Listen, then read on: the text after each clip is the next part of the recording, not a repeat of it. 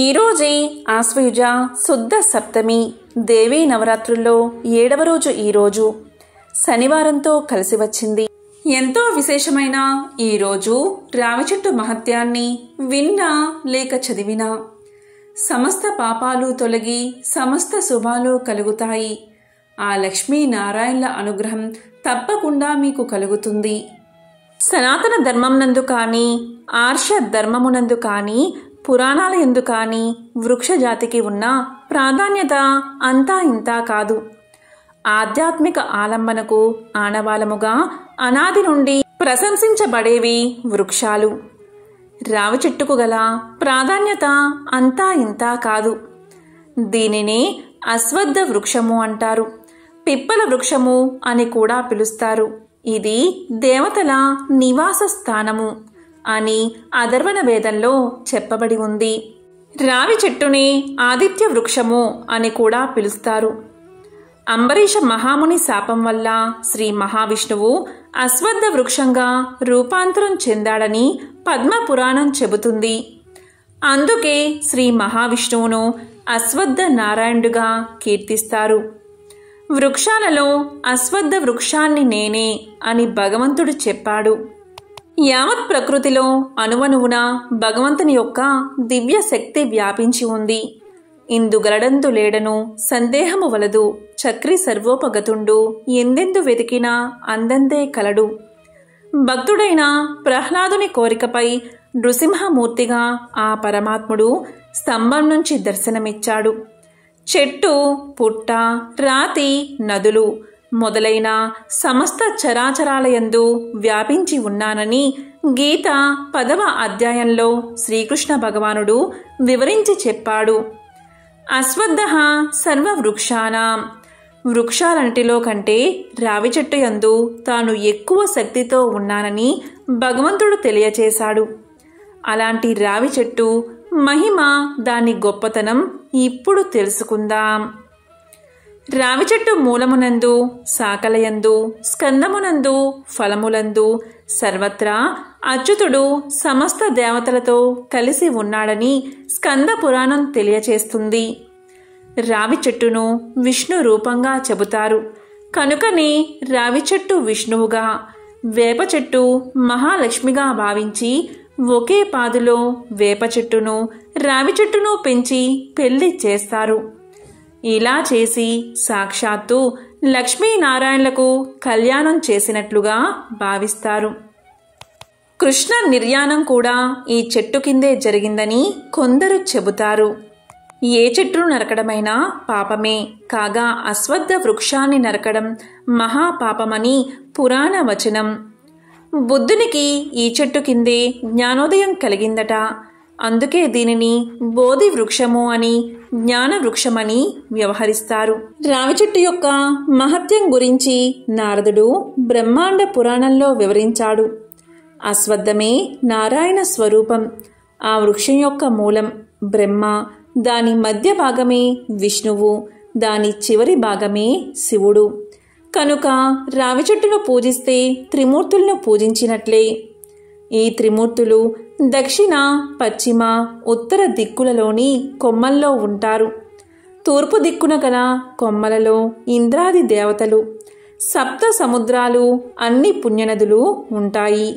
దాని వేర్లలో మహర్షులు, గో బ్రాహ్మలు, 4 వేదాలు ఉంటాయి. అశ్వత్థ వృక్షాన్ని ఆశ్రయించి అష్టవసువులు, ఏకాదశ రుద్రులు, ద్వాదశాధిపతులు, దిక్పాలకులు ఎల్లప్పుడూ ఉంటారు. అశ్వత్థ వృక్ష మూలములో అకారము, మానులో ఉకారము, అది ఇచ్చే పళ్ళలో మకారము వెరసి ఆ వృక్షమంతా ప్రణవ స్వరూపమే. అశ్వత్థ వృక్షం సాక్షాత్తు కల్ప వృక్షమే. వృక్షాలంటిలో రావి చెట్టు పరమ పవిత్రమైనదిగా శ్రీమద్ భాగవతంలో సాక్షాత్తు శ్రీకృష్ణ భగవానుడే తెలియచేశాడు. పరమ పవిత్రమైన రావి చెట్టు కింద హిందువులు తమ ప్రాణాలను సైతం సంతోషంగా విడవడానికి ఇష్టపడతారు. రావి చెట్టు విష్ణు నివాసంగా పురాణాలు చెబుతున్నాయి. ఎవరైతే రావి చెట్టు మొదట్లో నీరు పోసి చెట్టుకు ప్రదక్షిణం చేసి నమస్కారం చేస్తారో అలాంటి వారికి భగవంతుణ్ణి సేవించిన మహాపుణ్యం లభిస్తుంది. ఆయుష్ పెరుగుతుంది, పాపాలన్నీ తొలగిపోతాయి, మోక్షం కలుగుతుంది. రావి చెట్టు చుట్టూ ప్రదక్షిణలు చేస్తూ ఈ మంత్రాన్ని పఠిస్తే శరీర ఆరోగ్యాన్ని పొందగలరు. ఆ మంత్రం ఏంటి అంటే, మూలలో బ్రహ్మ రూపాయ, మధ్యలో విష్ణు రూపిణే, అగ్రత శివ రూపిణే, వృక్ష రాజాయతే నమః. మూలమునందు బ్రహ్మదేవుడిని, మధ్య భాగమున విష్ణువుని, చివరి భాగమున శివుణ్ణి కలిగి ఉన్న ఓ అశ్వత్థ వృక్షరాజమా, నీకు నమస్కారం చేస్తున్నాను అని ఈ మంత్రం యొక్క అర్థం. అందుకనే దేవాలయంలో రావి చెట్టుకు పూజలు చేస్తారు. రావి చెట్టు ఇంతటి మహిమతో కూడుకుని ఉంది కాబట్టే దీని పుల్లను పవిత్రమైన యజ్ఞ యాగాదులకు ఉపయోగిస్తారు. ఇతర విధాలుగా అస్సలు ఉపయోగించరు. రావి చెట్టును అశ్వత్థ వృక్షము అని పిలవడానికి ఒక కారణముంది. దానికి సంబంధించిన కథను ఇప్పుడు విందాం. పూర్వం అశ్వత్థ, పిపాల అనే ఇద్దరు రాక్షసులు ప్రజలను వేధిస్తూ ఉండేవారు. అశ్వత్థుడు చెట్టు రూపంలోకి మారితే పిపాలుడు బ్రాహ్మణుడి రూపం ధరించేవాడు. పిపాలుడు దారిన పోయే వారిని పిలిచి ఆ చెట్టు పవిత్రమైనది అని, దాన్ని తాకితే పుణ్యం పొందుతారని నమ్మ పలికేవాడు. ఆ మాయ మాటలు నమ్మి ఆ మొక్క దగ్గరకు రాగానే అశ్వత్థుడు వారిని తినేవాడు. ఇలా వేధిస్తున్న ఆ రాక్షస జంటను శనిదేవుడు సంహరించి ప్రజలకు రక్షణ కల్పించాడు. ఆ రాక్షస సంహారం జరిగిన శనివారం రోజు రావి చెట్టును తాకి పూజిస్తే శనిదేవుడి అనుగ్రహాన్ని కూడా ప్రతి ఒక్కరూ సులభంగా పొందవచ్చు. అందుకే ఆ రాక్షసుడి పేరు మీదటే రావి చెట్టుకి అశ్వత్థ వృక్షము అనే పేరు వచ్చింది. ఏ ఊళ్ళో అయితే రావి చెట్లు అధికంగా ఉంటాయో ఆ ఊళ్ళో అందరూ ఆరోగ్యంగా జీవిస్తారు. ఎందుకంటే రావి చెట్టు నుండి ప్రాణవాయువు అధికంగా లభిస్తుంది. రావి చెట్టు సమీపంలో నివసించే వారికి ఆయురారోగ్యాలు కలుగుతాయి. అంతేకాదు, రావి చెట్టు నుండి వీచే గాలి వాతావరణ కాలుష్యాన్ని పారద్రోలుతుంది. స్వచ్ఛమైన ఆరోగ్యవంతమైన గాలిని మానవులకు అందిస్తుంది. కుటుంబంలో ఆపదలు వచ్చినా, ఆర్థికపరమైన ఒడిదుడుకులు వచ్చినా వాటిని తొలగించుకోవాలి అంటే రావి చెట్టు ఆకులతో ఈ చిన్న పరిహారం చేయండి. ఏం చెయ్యాలి అంటే, రావి చెట్టు ఆకులను సేకరించి వాటిని శుభ్రంగా కడిగి పసుపు కుంకుమ బొట్లు పెట్టి వాటిని ఒక తెల్లని దారంతో తోరణంలా కట్టండి. దానిని ప్రధాన ద్వారానికి తోరణంలా కట్టండి. అవి ఎండిపోయాక వాటిని తీసివేసి తిరిగి మరో తోరణం కట్టండి. ఇలా 9 సార్లు చేస్తే చాలు, ఆ ఇంట్లో ఉన్న అన్ని సమస్యలు తొలగిపోతాయి. అదేవిధంగా సంతానం లేని వారు శనివారం రోజు రావి చెట్టును పూజించి ఆ రావి చెట్టుకు నీరు పోసి ప్రదక్షిణ చేసి ఆ చెట్టుకు ఆడవారు పొట్ట తగిలేలా హత్తుకుని మనసులో కోరిక చెప్తే తప్పక సంతానం కలుగుతుంది. దీనిని మన పూర్వీకులు పాటించి ఎన్నో ఉత్తమ ఫలితాలను పొందారు. రావి చెట్టు నీడలో శ్రీకృష్ణుడి నిర్యాణం తర్వాత కలియుగం మొదలైందని లెక్క.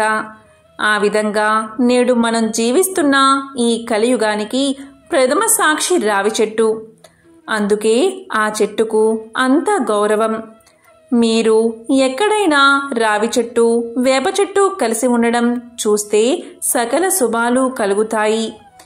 దేవాలయాల్లో రావి, వేప చెట్టు కలిసే ఉంటాయి.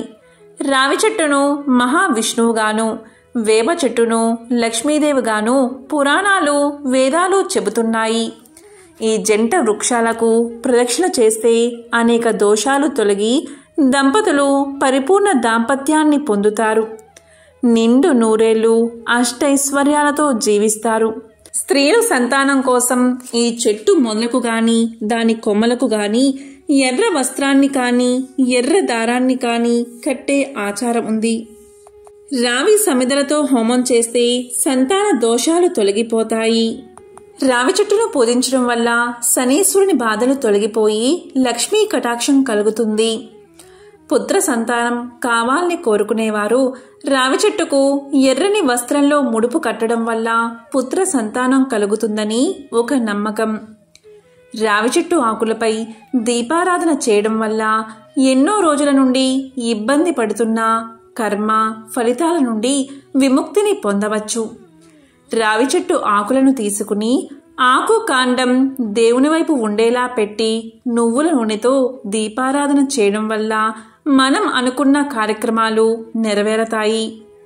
అంతేకాకుండా కాలసర్ప దోషాలు, నాగ దోషాలు తొలగిపోయి సుఖ సంతోషాలతో అష్టైశ్వర్యాలు కలుగుతాయి.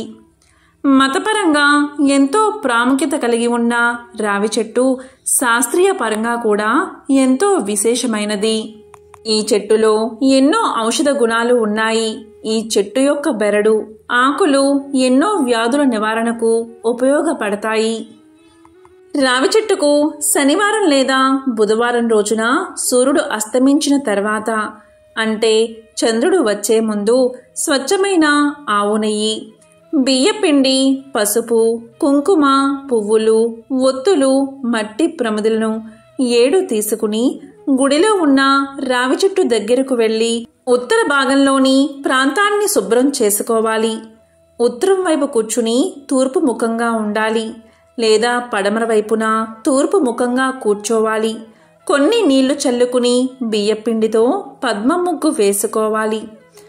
ఇప్పుడు 7 ప్రమిదలు, స్వచ్ఛమైన ఆవు నెయ్యి లేకపోతే కొబ్బరి నూనె లేదా నువ్వుల నూనెను ప్రమిదలో పోసి 2 వత్తులు 1 వత్తిగా చేసి అగరబత్తులతో వెలిగించుకోవాలి. ఎప్పుడూ కూడా అగ్గిపుల్లతో వెలిగించకూడదు. ఆ తరువాత ప్రమిదలకు పసుపు కుంకుమ పూలతో అలంకరణ చేసుకోవాలి. దృఢ సంకల్పనతో మీ ఇష్టదైవాన్ని స్మరించుకోవాలి. ఓం నమో భగవతే వాసుదేవాయ, ఓం నమో భగవతే వాసుదేవాయ ఈ మంత్రాన్ని రావి చెట్టు చుట్టూ నడుస్తూ ప్రదక్షిణ చేస్తూ జపించాలి. ఇలా చేస్తే మంచి ఫలితం కలుగుతుంది. 5 లేదా 11 సార్లు ప్రదక్షిణ చెయ్యాలి. దీపం దగ్గర బెల్లం ముక్కను నైవేద్యంగా పెట్టి హారతి ఇవ్వాలి. క్రమం తప్పకుండా ఇలా ప్రతి శనివారము చేస్తే మీ సమస్యలన్నిటికీ మంచి మార్గం కనిపిస్తుంది. కుటుంబ సమస్యలు, ఆర్థిక సమస్యలన్నీ తొలగిపోతాయి. ఈ రెమెడీని చెయ్యాలి అనుకునేవారు నమ్మకంతో భక్తి శ్రద్ధలతో చేసుకోవాలి. రావి చెట్టు, వేప చెట్లను లక్ష్మీనారాయణలుగా కొలవాలి. ఇలా చేస్తే ఆర్థిక, పితృదోషాలు, సంతానం, ఆరోగ్యం, గ్రహదోషాలు, వివాహయోగం అన్ని సమస్యలకు పరిష్కారం దొరుకుతుంది. గుడిలో ఉన్న రావి, వేప చెట్టుకి తెల్లని దారం తీసుకుని పసుపు రాస్తూ 3 లేదా 11 లేదా 21 వరుసల చొప్పున రావి, వేప చెట్టులకు చుట్టి మన మనసులో ఉన్న కోరికను బలంగా చెప్పుకోవాలి. శ్రీరామ జయరామ జయ జయ రామ, ఓం నమో నారాయణాయ అని మనస్ఫూర్తిగా మనసులో అనుకుంటూ తాడును చుట్టి ముడికట్టాలి. రావి ఆకుపై మట్టి ప్రమిదను పెట్టి దీపం వెలిగించాలి. రావి, వేప చెట్లకు నీళ్లు పొయ్యాలి. మనసులోని కోరికను స్మరించాలి. ఇలా చేస్తే మీరు కోరిన కోరిక న్యాయబద్ధమైనది, తప్పక నెరవేరుతుంది. రావి చెట్టును పూజించడం వల్ల అభీష్ట సిద్ధితో పాటు పాపనాశనం కలుగుతుంది. బ్రహ్మ పురాణం ప్రకారం శ్రీ మహావిష్ణువు యొక్క జన్మస్థలం రావి చెట్టు. అంతేకాదు శ్రీ మహాలక్ష్మి సైతం దీనిపైనే నివాసం ఉంటుంది. త్రిమూర్తులు తమ దివ్య ఆయుధాలను రావి చెట్టుపైనే ఉంచుతారని ప్రతీతి. రావణుడి చెరలో ఉన్న సీతాదేవి సైతం రావి చెట్టు నీడనే ఉండేదట. అందుకే హనుమంతుడికి అశ్వత్థ వృక్షము అంటే మహాప్రీతి. రావి చెట్టును పూజిస్తే శనీశ్వరుడి బాధలు కూడా తొలగిపోతాయి. రావి చెట్టుకు హాని చేయడం బ్రహ్మహత్యతో సమానమట. అయితే రావి చెట్టును ప్రతిరోజు తాకకూడదు. ఒక్క శనివారం రోజు మాత్రమే తాకవచ్చు. జాతకంలో శని, రాహు, కుజ దోషాలు ఉన్నవారు ప్రతిరోజు రావి చెట్టు చుట్టూ 9 ప్రదక్షిణలు చేయాలి. కుజదోషం ఉన్నవారు రావి చెట్టు మొదల్లో పచ్చిపాలు పోసి తడిసిన మట్టిని నుదుట బొట్టుగా పెట్టుకోవడం మరిన్ని సత్ఫలితాలను ఇస్తుంది. రావి చెట్టు 100 సంవత్సరాలకు పైగా బతుకుతుంది. ఆయుర్వేదంలో ఈ చెట్టును ఉపయోగించి అనేక రకాల అనారోగ్య సమస్యలను నయం చేస్తున్నారు. దీనిలో ఉండే చలువ చేసే గుణం చర్మం కాంతివంతంగా మెరిసేలా చేయడంలో సహాయపడుతుంది. స్త్రీలలో వచ్చే యోని దోషాలను తొలగించడంలో, రక్తాన్ని శుద్ధి చేయడంలో, వ్రణాలను తొలగించడంలో కూడా ఈ చెట్టు ఉపయోగపడుతుంది. రావి చెట్టు బెరడును, నానబెట్టిన నీళ్లను కానీ, బెరడుతో చేసిన కషాయాన్ని కానీ 2 పూటలా తాగుతూ ఉండడం వల్ల సెగ రోగాలు, మూత్రంలో మంట, మూత్రాశయ సంబంధిత సమస్యలు తగ్గిపోతాయి. నడుము నొప్పితో బాధపడేవారు రావి చెట్టు బెరడును ముక్కలుగా చేసి నీడలో ఎండబెట్టి పొడిగా చేసి ఆ పొడిని 1 టీ స్పూన్ చొప్పున 1 కప్పు నీళ్లలో కలుపుకుని తాగడం వల్ల నడుము నొప్పి తగ్గుతుంది. రావి చెట్టు బెరడును ఎండబెట్టి పొడిలా చేసి నిల్వ చేసుకోవాలి. శరదృతువులో పౌర్ణమి రోజున ఆవు పాలు, బియ్యం, పంచదారతో పాయసాన్ని చేయాలి. ఈ పాయసాన్ని 100 గ్రాముల మోతాదులో తీసుకుని అందులో 5 గ్రాముల రావి చెట్టు బెరడు పొడిని కలిపి వెన్నెల తగిలేలా ఆరబెట్టాలి. ఈ పాయసాన్ని ఆస్తమా రోగికి ఇచ్చి రోగిని రాత్రంతా మెలకుగా ఉంచాలి. ఇలా చేయడం వల్ల ఆస్తమా 1 రోజులోనే నయమవుతుందని ఆయుర్వేద వైద్యులు చెబుతున్నారు.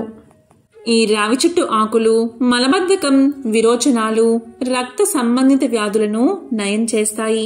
రావి ఆకుల రసం తాగితే మ్యూకస్ సమస్య తగ్గుముఖం పడుతుంది.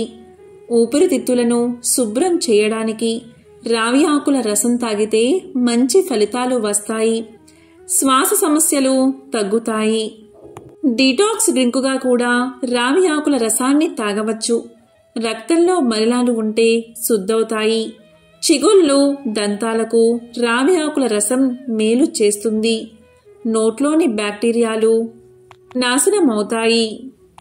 రావి చెట్టుకు సంబంధించిన అసలు కథ ఏంటో ఇప్పుడు తెలుసుకుందాం. పురాణాల్లోకి వస్తే పాల సముద్రం వడికిన సమయంలో లక్ష్మీదేవిని పెళ్లి చేసుకుందామని భావిస్తాడు మహావిష్ణువు. కాని ఆ సమయంలో లక్ష్మీదేవి నాకంటే పెద్దది అయిన అక్క జ్యేష్ఠాలక్ష్మి పెళ్లి కాకుండా నేను ఎలా పెళ్లి చేసుకుంటాను అని అడిగింది. ఈ విషయంపై బాగా ఆలోచించిన విష్ణువు తన భక్తుడైన ఒక మునికి జ్యేష్ఠలక్ష్మిని ఇచ్చి పెళ్లి చేయగా అతనితో కాపురానికి వెళుతుంది జ్యేష్ఠలక్ష్మి. అయితే ముని చాలా పవిత్రంగా రోజూ పూజలు చేయడం, శుభ్రంగా ఉండడం, నిత్యం హోమగుండం, మంత్ర జపం చేయడం ఆమెకు నచ్చేది కాదు. ఈ విషయాలతో విసిగిపోయిన జ్యేష్ఠలక్ష్మి మునిని నన్ను ఎక్కడైనా వేరే చోట దింపితే అక్కడే ఉంటాను అని చెబుతుంది. దీనితో ఆ ముని ఆమెను రావి చెట్టు మొదట్లో వదిలి పెడతాడు. అలా కొన్ని రోజులు జరిగిన తర్వాత అక్కడ ఉండడం ఇష్టం లేక నన్ను ఇక్కడి నుంచి ఎక్కడికైనా పంపించమని విష్ణుమూర్తిని ప్రాధేయపడుతుంది జ్యేష్ఠలక్ష్మి. దానితో విష్ణువు రావి చెట్టు మొదలు కంటే నీకు మంచి చోటు నీకు ఎక్కడా దొరకదు అని చెబుతాడు. అయితే ఆమె ఒక్కరు కూడా నన్ను పూజించడానికి రావడం లేదు అనడంతో సరే వారంలో 5 రోజులు ఎవరు రాకున్నా చివరి 2 రోజులు వచ్చి పూజిస్తారు అని విష్ణు వరాన్ని ఇస్తాడు. అందుకే సోమవారం నుండి శుక్రవారం వరకు రావి చెట్టును ముట్టుకుంటే దరిద్రం అంటుకుంటుంది. శనివారం లేదా ఆదివారం చెట్టును తాకితే అదృష్టం అని పండితులు చెబుతున్నారు. ఈ విధంగా శ్రీ మహావిష్ణువు కారణంగా ఒక మునిని పెళ్లి చేసుకున్న జ్యేష్ఠలక్ష్మి రావి చెట్టులో ఉండి పూజలు అందుకోవడమే కాకుండా శని, ఆదివారాలలో ఆ చెట్టును తాకితే అదృష్టాన్ని కలగజేసి కోరిన కోరికలను నెరవేరుస్తుంది. ఓం నమో నారాయణాయ. ఓం నమో భగవతే వాసుదేవాయ.